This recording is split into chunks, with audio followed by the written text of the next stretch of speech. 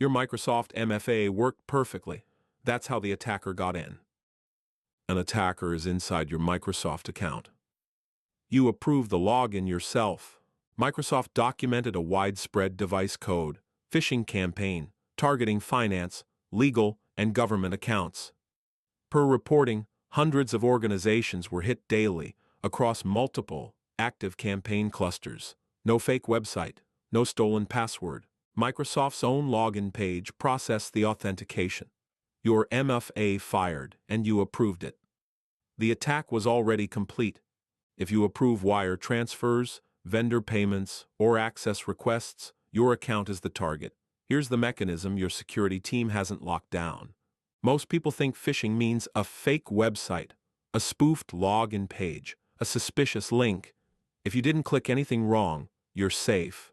That model is broken, and this campaign proved it at scale.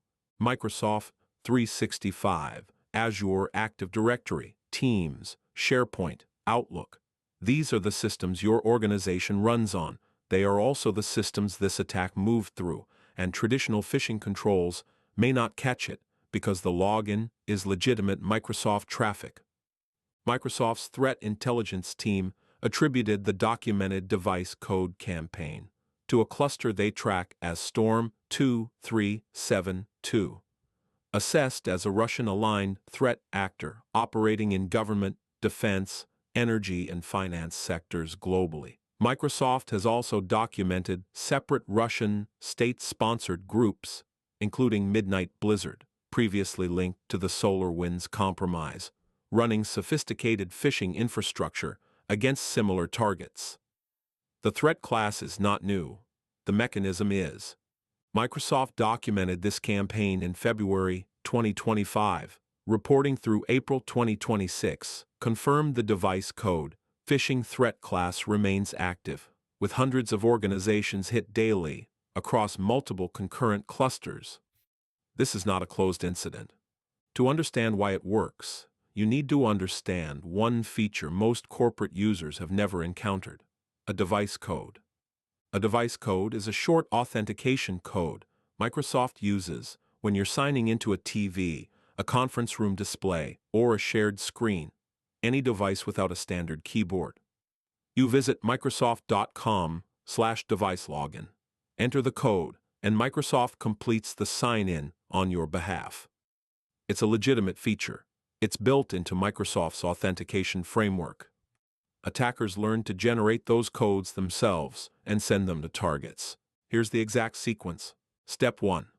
The attacker opens a device code request through Microsoft's legitimate OAuth system. Microsoft generates a real code, identical to what appears on any shared screen login. The attacker controls the waiting session. Step 2. The attacker sends the target a message: email, Teams, LinkedIn. The message reads something like, "IT security needs to verify your access before tomorrow's system migration. Go to Microsoft.com/device-login and enter this code." The URL is real. It's Microsoft's URL.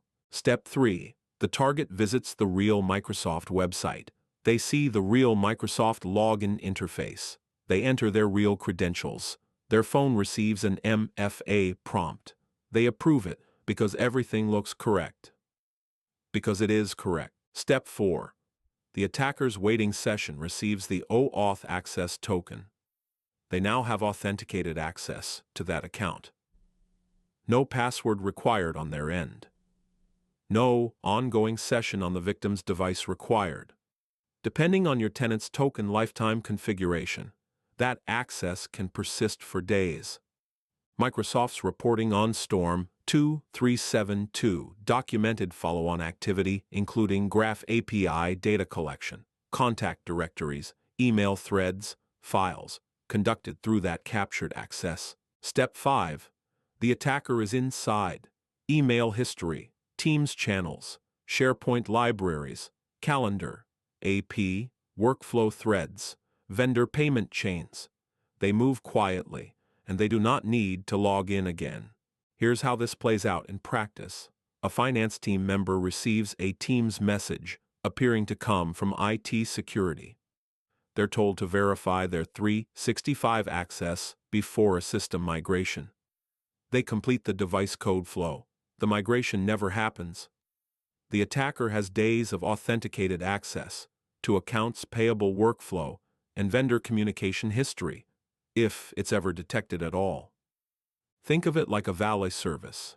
You hand someone your key to park your car, they park it, make a copy, and return the key. Your lock was never broken. Your key was never stolen. Your alarm never triggered.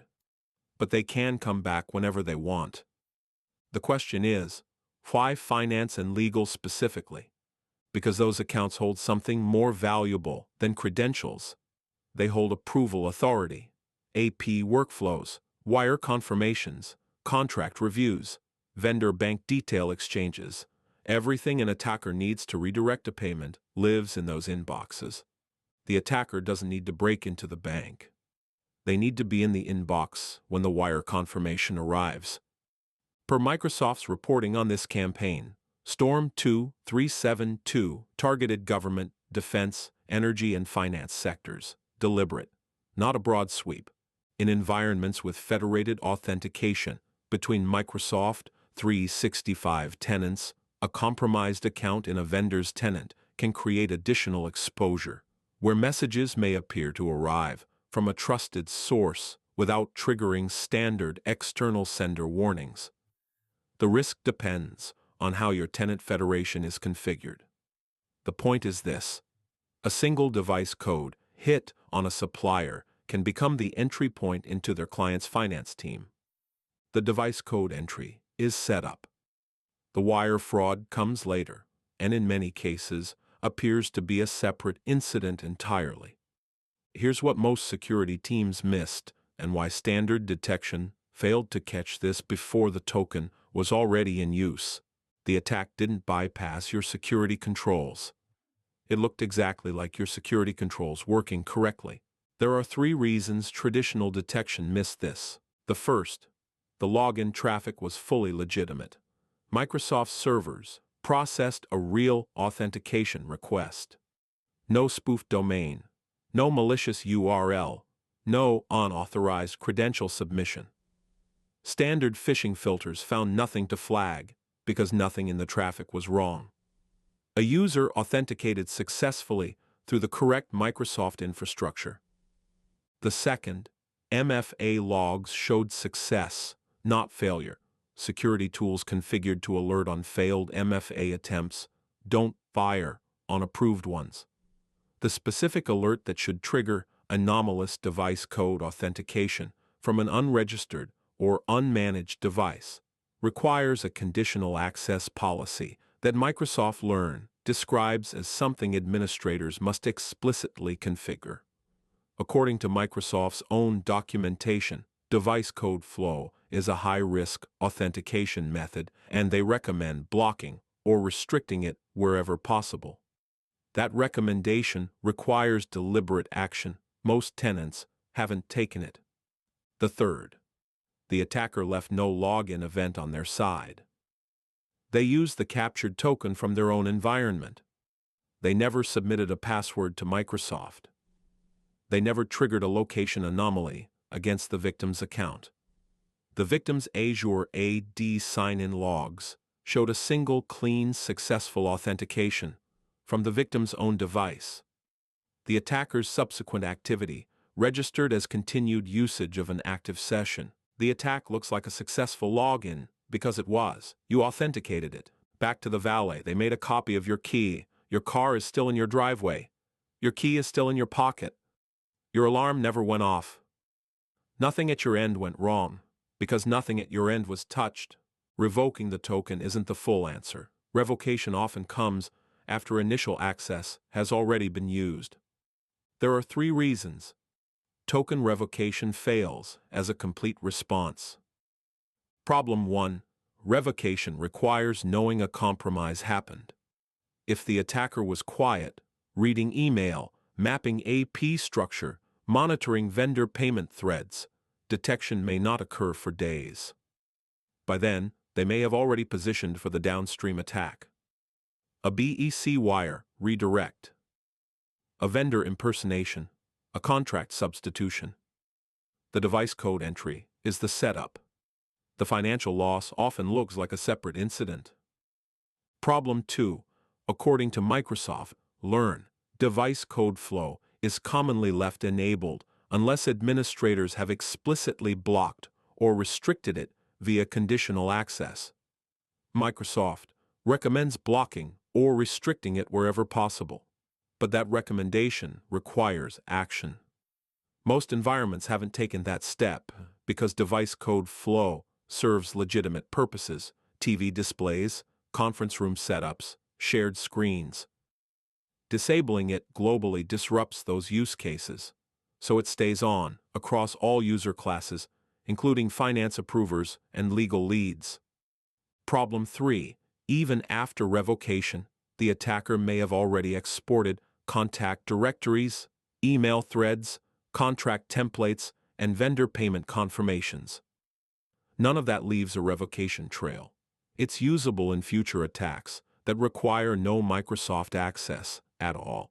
Here are 3 controls that reduce exposure. These come directly from Microsoft's documented policy framework. Control 1. Block or restrict device code flow via conditional access. Scope to high-privilege user classes. Finance approvers. Legal leads. IT admins. Microsoft Learn documents this with a specific block policy. You don't need to disable it globally. Scoped policy restricts it where the risk is concentrated. Control 2. Require phishing-resistant MFA for those user classes. Hardware token or passkey. Microsoft Entra ID supports this through authentication method policies. Standard authenticator app approvals can be socially engineered through device code flow. Hardware tokens cannot. Control 3. Enable risk-based sign-in policies in Microsoft Entra ID protection. This flags authentications from unusual locations or unmanaged devices even when credentials are valid and MFA was approved. Microsoft documents this as an automated response layer within the Entra ID protection framework. These are configuration actions in your Microsoft Admin Center. No third-party tools required. The reason this campaign worked wasn't because the attackers were smarter than your security team. It's because your security team was watching for the wrong signal. A broken lock, a bad password, a failed MFA attempt. None of those happened. The attack succeeded through legitimate infrastructure with your approval on Microsoft's own servers. That's the device code trap. No fake site, no stolen password, just a legitimate authentication flow. Pointed the wrong direction. Microsoft will address this attack surface. Threat actors will find the next one. There are dozens of legitimate OAuth flows, device integrations, and authentication shortcuts built into enterprise software. Most were never designed with adversarial use in mind. The question for your security team isn't whether this specific campaign is still active. The question is, which legitimate feature in your stack hasn't been reviewed yet? ScamBeast analyzes fraud patterns and governance failures using primary sources. Sources for this episode are in the description. If you work in finance, technology, or leadership, follow ScamBeast.